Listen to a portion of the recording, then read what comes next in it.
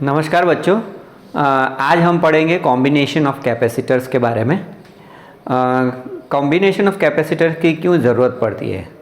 आपको पता होगा कि अगर इंडस्ट्री में आप देखोगे, इंडस्ट्री जो कैपेसिटर बनाती है वो कुछ फिक्स्ड वैल्यू के बनाती है, जैसे 1 फेराड या 1 माइक्रोफेरेड, 5 माइक्रोफेरेड या 10 माइक्रोफेरेड, 15 माइक्रोफेरेड, क्योंकि उनको जो कैपेसिटर्स बनाने रहते हैं वो बल्क में बनते हैं, तो बल्क में वो फिक्स्ड वैल्यू के ही कैपेसिटर्स बना सकते हैं।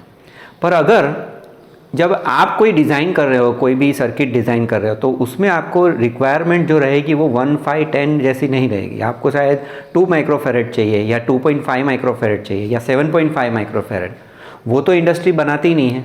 तो आप इन ऐसे वैल्यू के कैपेसिटर कैसे बना सकते हैं, तो उसके लिए आपको जो नोन वैल्यू के जो कैपेसिटर्स इंडस्ट्रीज़ में अवेलेबल है उसको कंबाइन करके जो आपकी जो रिक्वायरमेंट है उसमें कन्वर्ट कर सकते हैं। तो कैपेसिटर्स को आप कंबाइन कैसे कर सकते हैं, तो सिंपल है। कैपेसिटर को आइदर सीरीज़ में कनेक्ट करिए या पैरेलल में कनेक्ट करिए, या कैपेसिटर को सीरीज़ और पैरेलल दोनों का कॉम्बिनेशन लीजिए। तो हम सब पहले समझते हैं कि सपोज कैपेसिटर्स को आप सीरीज़ में कनेक्ट करोगे तो इफ़ेक्टिव कैपेसिटेंस वैल्यू कितनी आएगी। तो सपोज़ हमने पहले सीरीज़ कनेक्शन किया है। सीरीज़ कनेक्शन का मतलब है कि दो कैपेसिटर हम लेते हैं। लेट अस से ये दो कैपेसिटर्स हैं, दोनों कैपेसिटर को इस तरह से कनेक्ट किया है। यह कनेक्शन है हमारा सीरीज़ कनेक्शन। इसको सपोज़ मैंने एक्सटर्नल सप्लाई से लगा दिया, मतलब बैटरी कनेक्ट कर दी। इस तरह से अगर मैंने ये बैटरी कनेक्ट की है और बैटरी का जो वोल्टेज दिया है वो लेट अस से V है। तो इस सर्किट में अगर आप देखोगे तो positive terminal of the battery जो है वो कैपेसिटर के एक C1 के एक प्लेट पे लगा हुआ है। तो यहाँ पर आप देखोगे तो यहाँ पॉजिटिव चार्जेस जनरेट होंगे। अगर यहाँ पॉजिटिव चार्ज जनरेट होते हैं तो यहाँ नेगेटिव चार्ज इंड्यूस हो जाएंगे, जो हमने कैपेसिटर के बारे में पढ़ा था उस तरह से।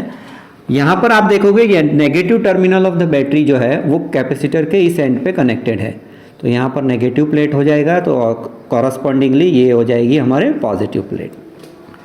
तो इस केस में अगर आप देखोगे तो यहाँ पर चार्ज जो, अथवा या तो हम ऐसे कर सकते हैं, जो पोटेंशियल जो है वो पोटेंशियल ये दो कैपेसिटर के बीच डिवाइड हो जाता है। तो यहाँ पर अगर मैं लिखूँ कि इधर पोटेंशियल रहेगा V1 अक्रॉस C1 और अक्रॉस C2 लेट अस से पोटेंशियल इज V2, तो the whole potential gets divided into 2 parts. जब भी कोई भी डिवाइस आप सीरीज में कनेक्ट करते हैं तब पोटेंशियल डिवाइड हो जाता है।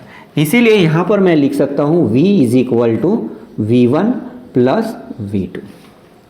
पर करंट अगर आप देखिए तो करंट तो फ्लो जो हो रहा है वो डिवाइड नहीं हो रहा है, मतलब जो फ्लो ऑफ चार्ज, या तो हम कह सकते हैं the charge remains constant in C1 and C2। तो इस केस में यहाँ पर जो चार्ज रहेगा वो है Q, यहाँ पर भी चार्ज जो रहेगा वो है Q। तो चार्ज डिवाइड नहीं हो रहा है, यहाँ पर डिवाइड जो हो रहा है वो पोटेंशियल है। अगर इफेक्टिव कैपेसिटेंस लेट अस से C है तो टोटल हमारा जो कैपेसिटर का इक्वेशन जो हमने लिखा था, कैपेसिटेंस का इक्वेशन, वो था C is equal to Q upon V। तो instead of this you can also write down Q is equal to C into V। तो यहाँ पर हम V की जगह Q बाई C लिख सकते हैं, तो यहाँ पर हो जाएगा ये Q by C। But across potential V1, यहाँ पर देखो charge is Q but capacitance is C1, तो यहाँ पर instead of this I will write down Q by C1 और यहाँ पर आप लिखोगे Q बाई C2। तो Q अगर आप निकाल दो तो आ जाएगा 1 upon C is equal to 1 upon C1 plus 1 upon C2। तो जब भी दो कैपेसिटर या दो से ज़्यादा अगर कैपेसिटर आपने सीरीज में कनेक्ट किए हैं तो फॉर्मूला जो हो जाएगी वो इस तरह से है कि 1 upon CS is equal to 1 upon C1 plus 1 upon C2। हम एक एग्जांपल लेते हैं, जैसे सपोज दोनों कैपेसिटर का वैल्यू है लेट अस से 1 माइक्रोफेरेड और ये भी 1 माइक्रोफेरेड है। तो इफेक्टिव कैपेसिटेंस की वैल्यू कितनी हो जाएगी, तो 1 upon CS is equal to 1 upon 1 plus 1 upon 1, that is let us say this becomes equal to 2।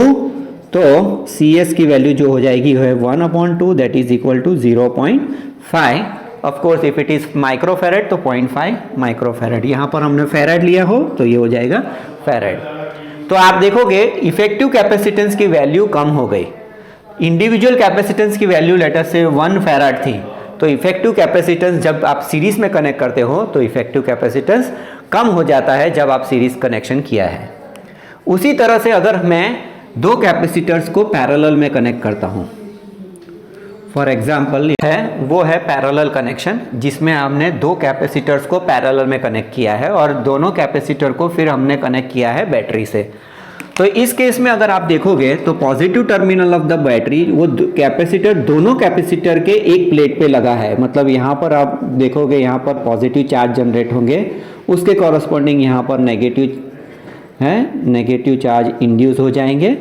तो इसमें इस केस में पोटेंशियल जो है वो दोनों कैपेसिटर में जा रहा है, इसीलिए यहाँ पर भी पोटेंशियल V ही रहेगा और यहाँ पर भी पोटेंशियल V रहेगा।